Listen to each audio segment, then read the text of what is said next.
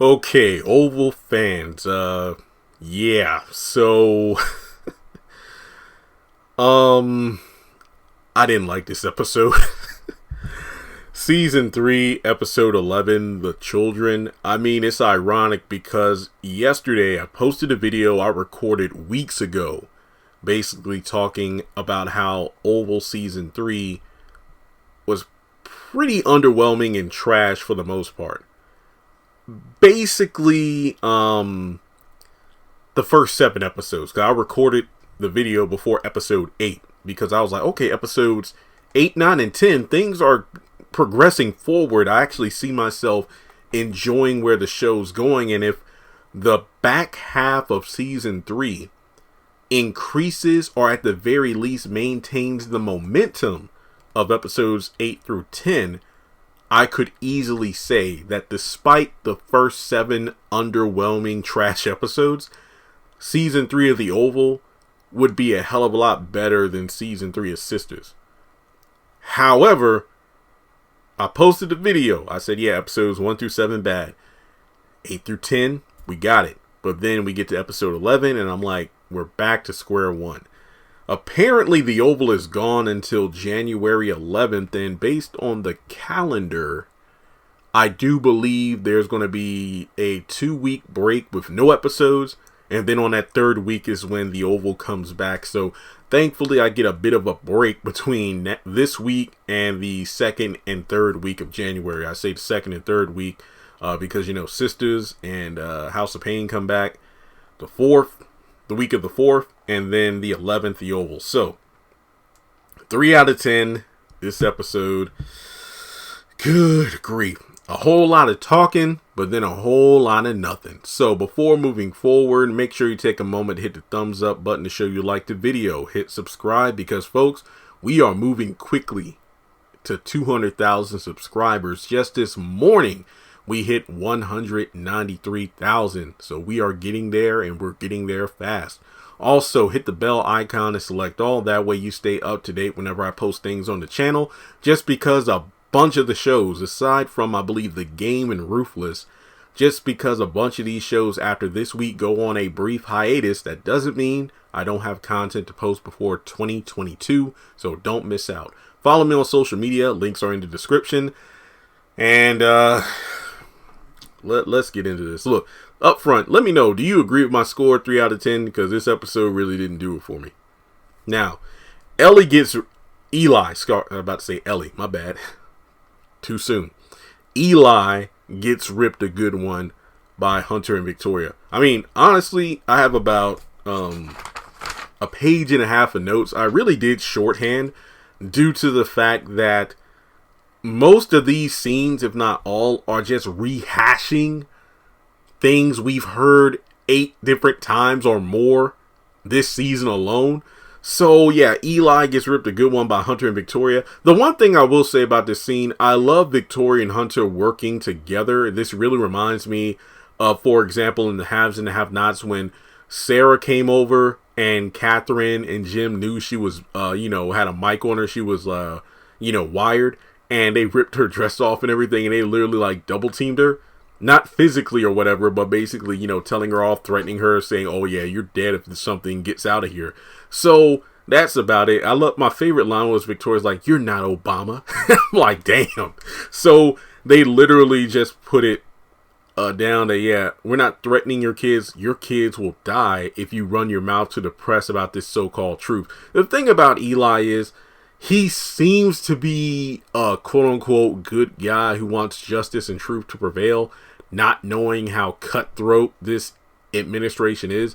I think that he was like, an alderman, a dog catcher or whatever before Hunter and Victoria kind of picked him up to be the vice president. So it's like, you wouldn't be anything if not for us, so shut your damn mouth. So basically he leaves with his tail between his legs.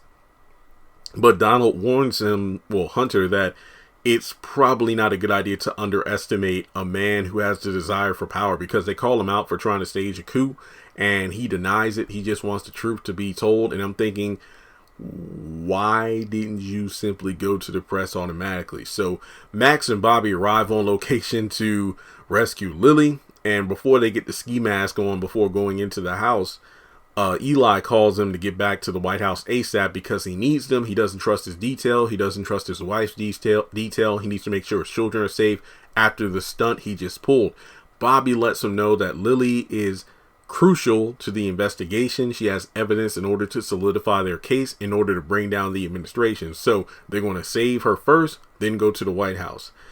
But he does say for the time being, Sam is a good one. He can be trusted. Bobby's going to get Sam to go see the vice president to pretty much talk to him as soon as possible. Now, let's see here. I'm trying to skip the Sharon and Dale stuff. I'm trying to talk about the things as they happen, so the review flows smoothly. Because like I said, I did shorthand notes because nothing really happened.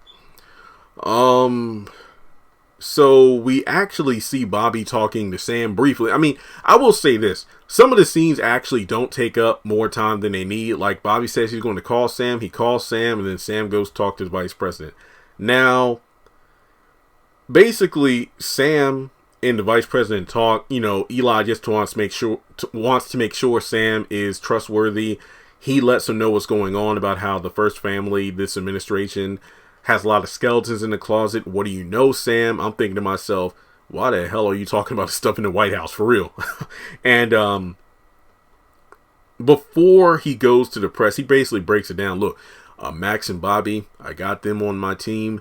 They're coming to the White House after they finish doing what they're doing. Then after I get with them, make sure my wife is safe and children are safe, I'm going to the screening room to hold a press conference, tell everything I know. Mr. Vice President, I don't know if that's a good idea. You need to make sure all your evidence in your case is strong. You want to make sure everything's in order.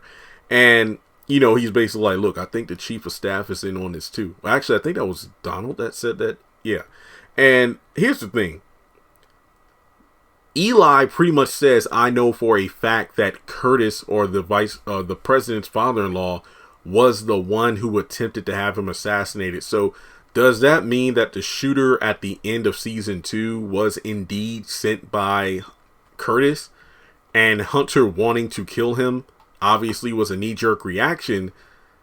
It definitely was fact. But then again, like we said time and time before on this channel, if Curtis dies, the vice president coming forward will be the least of Victoria and Hunter's worries. And we saw how little they worry about this dude. So you think Eli coming out of the woodworks is one thing, but if your father-in-law dies, or Victoria's father dies, it's a wrap. There's going to be an endless amount of foes coming out to take their power. So after the conversation, for some reason, Sam decides to go see Donald, and before he can really talk about what he wants to talk about, which was the Sharon thing, he doesn't say names, but he says, yes, I was told a young lady who's a friend of a family I know was brought here against her will to the White House. I just wanted to let you know if the president did something like that, because I would recommend him not to do that. Before he could really talk about that, Donald says, oh yeah, I know the vice president, you saw him. What was that about? Oh yeah, his children, they actually remember me. They like me from a previous detail and whatnot. And, Donald asked about it like 5 times. So this scene, I'm like, what? So basically, Donald just does what he does with Alan, denies anything that the president has done, and just says as soon as Sam leaves, I don't trust your ass, Sam. Okay. A lot of these scenes felt weird. It's like certain personality traits were kind of dialed up to 12, even though it's like usually Donald has a better poker face than what he's put on right there. And I don't know, he kind of takes jabs at him like, oh, why don't you talk about the president? Well, he doesn't like me very much. Oh yeah, you and the first lady. Oh yeah, okay. Yeah, okay, Sam. Is that all? I'm like, yeah, he's usually more chill than this, but I don't know. Again, this is just weird stuff. So Richard reminds Priscilla to remain professional. That's pretty much it. I ain't gonna lie, maybe it's because she wasn't over the top this episode. Maybe it's because we didn't see as much of her in the episode. But Priscilla, look, I don't know. There was just something the way, I don't know, maybe it's the way she was leaned up against the counter or something. I was just like, damn, fine as hell in this episode. I don't know what it was. I don't know. But anyway, Richard reminds her, you shouldn't have played your cards the way you did. We need to keep our identity secret. You need to take some time off. I mean, you literally say you can't be around her, the first lady. Being around here is a trigger for you. Richard said, look, just take a few days off. She doesn't want to do it. Did you talk to Sam? Did you talk with Nancy? Yeah, we're actually doing better. And then that was pretty much the scene. I'm not leaving. I'm doing fine. Okay. Yeah, I'm going to stop bringing up Sam. Oh, okay. Then Richard calls Nancy, who's in the grocery store. And I'm pretty sure this is the same store in terms of the set as Dale, where he worked at the deli in Ruthless, and Sisters, the grocery store there. I don't know why. This was a little thing, but I really liked it. I like to see characters in new locations.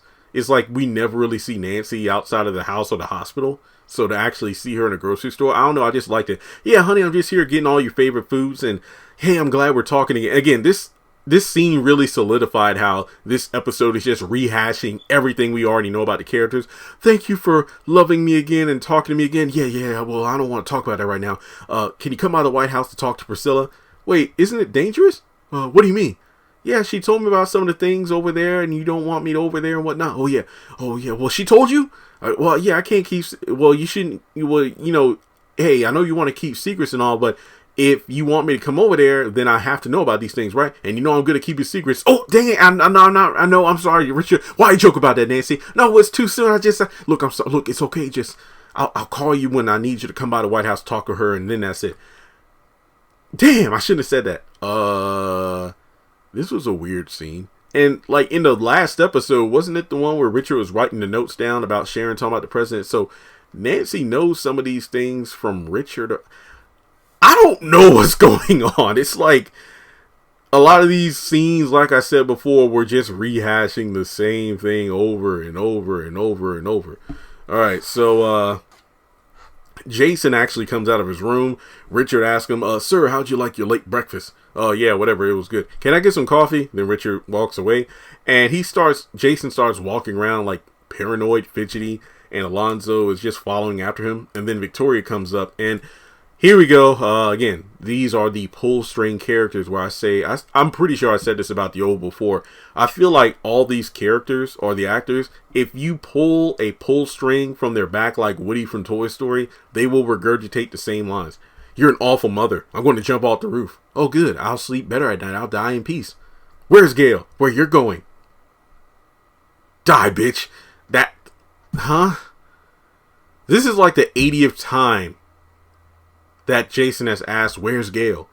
And like the 80th time, where you're going to be soon.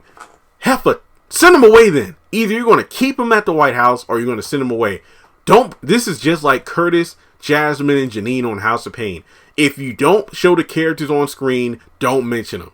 I mean, sure, mentioning them every now and then on House of Pain is different because, okay, this person's out of town, this person's on a business trip, fine. But in the Oval, when it comes to Gail, if you're not going to show us Paige Hurd's character, Gail, at least give us an update. Why not have somebody give a phone call to Hunter or specifically Victoria to let them know how Gail's doing? Even if it's just a Paige Hurd voiceover to let us know the character is still alive. What the hell's going on? So, the second lady comes in, and basically, here we go again with Victoria just treating her like Lily. And I think in the promo for next week, Victoria calls her out for being fake. You can kind of tell that, you know, the second lady's just faking the way she presents herself. Like, oh, how are you? And it's like, yeah, this heifer fake. So Victoria just chews her out for one, coming to the White House, two, her fashion sense and trying to look better than her. But why would you say she's trying to look better than you if you don't think her outfit looks... I don't know. Basically, she's just there to see her husband, and instead she's like dragged to go... Well, she's not physically dragged, but Victoria's like, look, I'm dragging your ass to lunch right now. Bump your husband. And essentially asks where her children are. Like, oh yeah, do your children still go to that? Yes. And I'm like, oh wow. How are your kids? Better than yours? I highly doubt that, Victoria. I highly doubt that. So I am happy we're finally meeting the second lady. And yes, Kay Singleton is the same woman who plays the realtor who was helping Zach out on Sisters buy his new property. In case you're wondering, wait, she looks familiar. So, from there, we go to... Actually, I'm almost done. Hell, usually these videos can be like 30, 40 minutes. This one sure as heck won't. Alonzo gets off work, and I guess Grip took his position watching over Jason. He goes over to Alan's. There was actually a point in the episode where Donald leaves a voicemail for Alan saying, hey, I know you're going through a lot right now, but you need to come to work, basically in regards to, the vice president and what he's doing. But I guess Alan either didn't check his phone or respond to the voicemail. But Alonzo comes over, and he's like telling Alan about the whole Jason crap. This kid's crazy. Alonzo, look around. And then he's like, oh, damn, like that room's torn up. There's a bullet hole in the wall. What's going on? And then he tells about the Ellie thing, the fact that he wants a gun right now. I know the first lady did it, but Alonzo, thank God he had the common sense to recognize that Alan isn't okay. You need to get some help. Don't talk to me until you do. And look, don't come to the White House with that bullshit, or I'm going to forewarn them and do my job. Because, at first I'm like this, all right, Alan, don't try to take this guy's gun. He's a freaking Secret Service agent. So, I mean, he probably wouldn't be in the best condition to fight anyway. His body and ribs should still be bruised from Grip kicking his ass a few times already. But yeah, he doesn't give Alan a gun. And I'm thinking that's a good thing, because imagine if Alonzo gave Alan a gun, and then Alan went to the White House in response to Donald's voicemail and then tried to shoot the first lady. Basically what Priscilla daydreamed about doing. And, Alonzo just leaves, and that's pretty much it. So, aside from that, Sharon goes back over to Kareem's apartment, and Kareem wants to know what's going on, but she's like, look, hey, I don't want to brush you off, but I can't tell you what's going on. I'm doing better, but I need to speak to Dale. She goes to Dale's room, remember, because Dale's only staying there because she was the one that made Kareem take him in. Whatever. So, basically, they kind of recount the details. Sharon tells Dale about the Hunter situation and how Kyle abducted her, and then Dale warns her to be careful and tells her about this chief of staff, Donald's jealousy, and how, look, he said if I see Kyle again, he's going to kill me. And he also tells Sharon the fact that these people, when they want something, they're going to go after it. You need to stay with Kareem for protection. Well, what's he going to do? They don't like witnesses. And Sharon rightfully points out, but won't that make Kareem like a target? But look, we need to stick to this together. So it seems to me like Sharon, Dale, and Kareem are kind of going to be like they're going to be like an off-brand version of the Lily, Bobby, and Max triangle, where it's like three people who have evidence about certain situations involving White House officials, and it's pretty much them against the world. Sharon wants to call the cops, but Dale's like, you can't call the cops because this goes all the way up to the top. I mean, at best, I would just say, look, we need to, just like I packed up my stuff in that raggedy truck and left Rockwell, Virginia, I feel like we need to pack our stuff and get the hell out of DC, because these people are going to keep coming after us, so we need to leave. That's honestly what I thought he was going to say, but it seems like, unfortunately, we're going to get a lot of Kareem, Sharon, and Dale stuff. Yay. Alright, so, it feels like there were 5 separate times where Kyle stopped waterboarding Lily, and she screamed, I don't know anything, please. No, please, honey, this is good. Then he called, I think Donald, before calling Alan, Donald called Kyle and put Lily on the phone, and she says, I don't know anything, and then the waterboarding kept going on and on. So there's really nothing to say. Really nothing to say. Lily's like, I don't know anything. Kyle, make it hurt. Keep it going. Keep it going. Okay. So Max and Bobby with the ski mask basically pull a Home Alone, like Marv and Harry. They come up and we see him take out one agent, and then they open the door, and then the woman takes out like a stick, and it, I don't know what those things are. Those like stun sticks or whatever. I don't care. This agent, she was kind of attractive. I paused the screen like, oh, okay, cool. So anyway, she gets taken down, and then I think they notice water on the floor. First of all, how much water needs to be poured out on the floor to drip from the attic to the base level of the house? Because they entered through the front door, which is on the first floor. And then you have above them the second floor, which should have the bedrooms and whatnot. and I'm pretty sure the attic would be the top floor. How the hell was enough water dumped out of the jugs that Kyle was holding to drip from the attic to the second floor to the first floor? Huh? Also, when they get up to the attic, Kyle is already in hiding and Lily is out in the open. So they get close. Oh, I think it's Bobby who gets close. Yeah, Max is at the stairwell with the gun, shooting long range. Bobby, to keep Kyle at bay so Bobby can run in, grab Lily, start firing himself, and then Kyle, is shooting back. How the hell did Kyle know to be on guard? Did he hear something go down downstairs? Did he have a tractor? Did he look out the window and notice, wait a minute, this agent's down, that agent's down, somebody's coming to get Lily? Kind of like the water from the attic reaching the first floor. Make it make sense, Tyler. Not to mention, these are trained agents. They're all former military. Is it that hard to shoot someone? I mean, looking at the promo for not next week, but the next episode, it seems like a lot of bullets are fired, but none hit their target. We know Kyle is alive because he's in season 4, so at least when it was Blakely and Max versus Kyle and his goons in the season 2 finale, it was the middle of the night in the middle of a street. We're talking about an enclosed space in an attic, and you're having a hard time shooting this one guy.